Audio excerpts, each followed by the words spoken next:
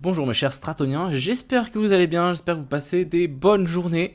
On est parti pour notre petit récap de aujourd'hui par rapport aux cryptos, au Bitcoin, etc. Bref, je vais vous faire un petit retour par rapport à ça.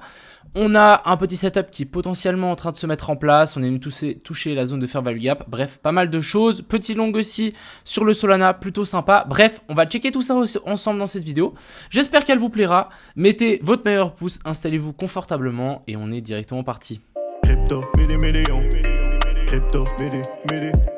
Crypto, million. On est parti ici directement sur Twitter, donc je sais pas si vous vous souvenez, mais j'avais cette analyse ici, donc cette potentielle A, B, C. Actuellement, on est entre la B et la C, mais c'est aussi pour vous dire qu'on est venu taper en fait dans la grosse zone de fair value gap ici. Donc toute la zone ici, on est venu taper donc par là autour. Je peux vous montrer. En gros, on est venu vraiment le taper mais parfaitement. Hein. Regardez ici. Donc j'ai tiré ici une zone horizontale. On est venu juste passer en dessous. Donc on a tapé dans la zone de fair value gap. On peut repartir à partir de là. C'est vrai que c'est pas optimal. C'est vrai que je voudrais quand même qu'on vienne pourquoi pas chercher la zone des 50%. Vers la zone des 18 700. Elle est toujours là cette zone. Voire même le combler complètement jusque vers la zone des 18 500 serait encore parfait. Mais des fois, écoutez, les charts sont pas parfaites. Et des fois, c'est vrai que juste cette petite touchette peut nous faire complètement inverser et pousser cette charte vers le nord, c'est ce qu'on verra tout à l'heure. Donc vraiment, ici, on est arrivé à ma target, on a eu cette dernière jambe baissière, et maintenant, en fait, on peut partir vers le haut. C'est vrai que on l'attend peut-être encore plus bas, mais il ne faut pas oublier que on peut partir plus haut. Voilà, c'est vraiment ça que je voulais vous dire actuellement. Du côté des liquidations, on voit bien que les liquidations sont beaucoup plus au nord. Ici, on n'a vraiment rien au sud, à part les grosses beaucoup plus loin. Mais du coup, là, je verrai plus le Bitcoin pousser vers le nord avant, si jamais on doit chuter, aller chuter beaucoup plus bas, pourquoi pas venir chercher la zone des 21 000, etc. Ça n'a toujours pas changé pour ce BTC. Donc je vais partager un petit setup tout à l'heure, je vais vous l'expliquer. Donc ici, petite zone de liquidité, on est venu taper la zone de fair value gap, on est passé sous la mèche de l'ancien plus bas.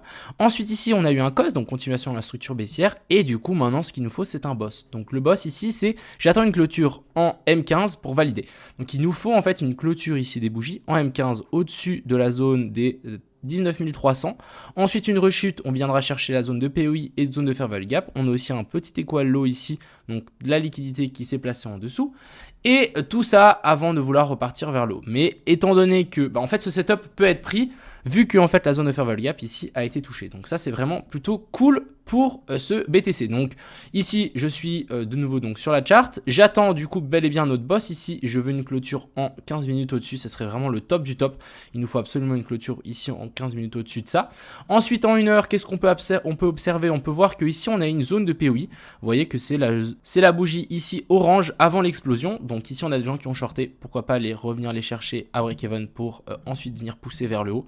Ça, c'est vraiment le plan. Et aussi, ici, on voit qu'on a une zone de fair value gap qui n'a pas été comblée. Étant donné qu'on a touché notre rectangle ici, c'est vrai que moi, je voudrais bien qu'il descende encore un peu plus bas. C'est vrai. Mais je me dis que tant que si on a notre clôture au-dessus de notre boss, là, mon scénario pour venir chercher plus bas, on l'annule et du coup, on va tenter de long ici. Par contre, si maintenant ici, on se fait repousser et on chute, en fait, là, techniquement, la tendance baissière devrait continuer. On n'a toujours pas d'inversion structure et ici on devrait continuer à chuter, venir chercher beaucoup plus bas la zone de fair value gap, etc. Mais je pars du principe que vu qu'on a touché cette zone de fair value gap, on a eu une belle réaction et si on a une clôture en M15 au-dessus de ça, c'est la zone ici que je voudrais longue, c'est la zone des 19 050 à 19 000 tout simplement. Mais voilà, c'est vraiment cette zone là qui va être assez intéressante si vraiment on passe au-dessus de ce sommet là. Voilà un petit peu pour ce BTC, rien d'autre à dire par rapport à ça. Mais voilà, ça c'est mes deux scénarios. Soit ici on n'arrive pas à venir faire une clôture au-dessus de ça et on chute directement. Et ensuite ici on fera notre inversion de structure. Hein. Vous connaissez la chanson, mais un truc comme ça. Et ensuite on repartira vers le nord.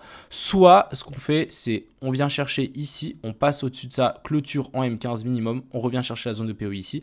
Et ensuite on part. Voilà, ça c'est mes deux petits scénarios que je vais suivre actuellement pour le BTC. Et je pense qu'on peut peut-être avoir mon deuxième scénario en premier. Bref, vous avez capté.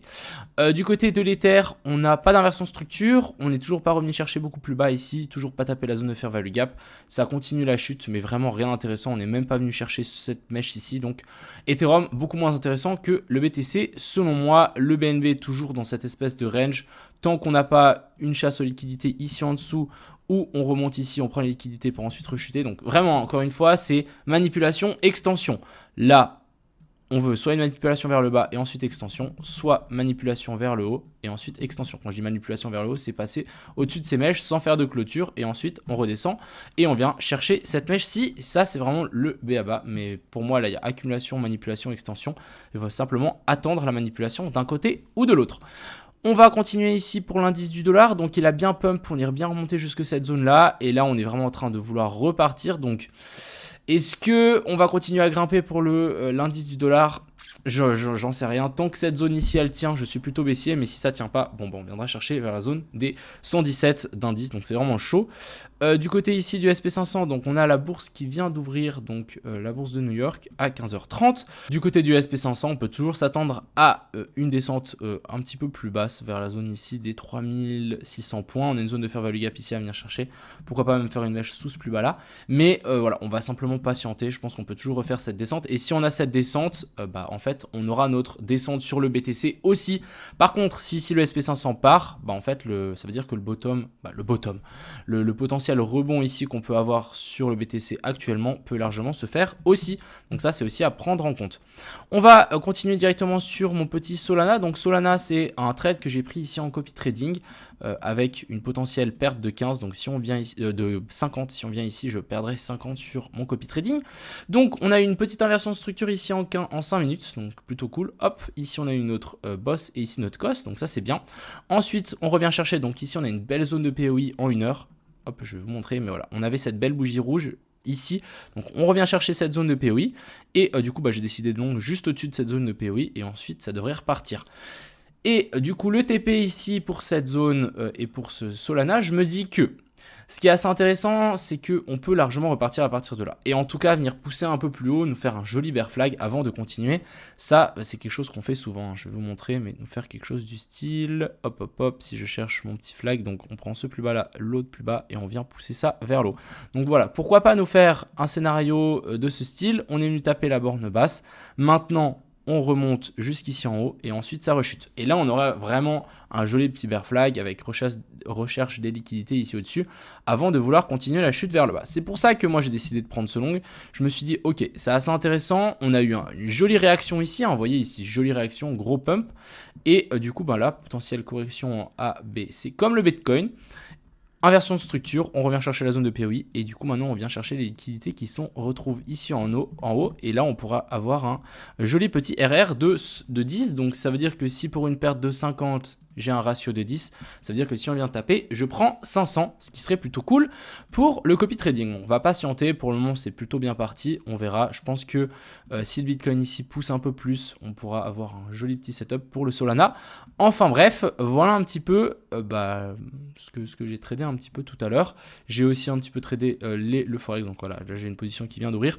On verra si ça passe ou pas, mais voilà. Vidéo plutôt courte, rapide, efficace. N'hésitez pas à me dire si ça vous plaît, ce genre de petites vidéos rapides, comme ça vous avez juste en 2 secondes le point de vue du marché. Ok, bon, moi j'aime pas trop ce qu'on est en train de faire là sur le Bitcoin, genre ça quand même ressemble vachement à un petit bear flag pour rechuter plus bas. Si on n'arrive pas à bien chercher ici avant de rechuter, il y a de possibles chances qu'on se prenne le stop loss sur le trade du Solana. Enfin bref, on va surveiller tout ça. J'espère que cette vidéo vous a plu, je vous souhaite une agréable soirée, profitez bien et à plus.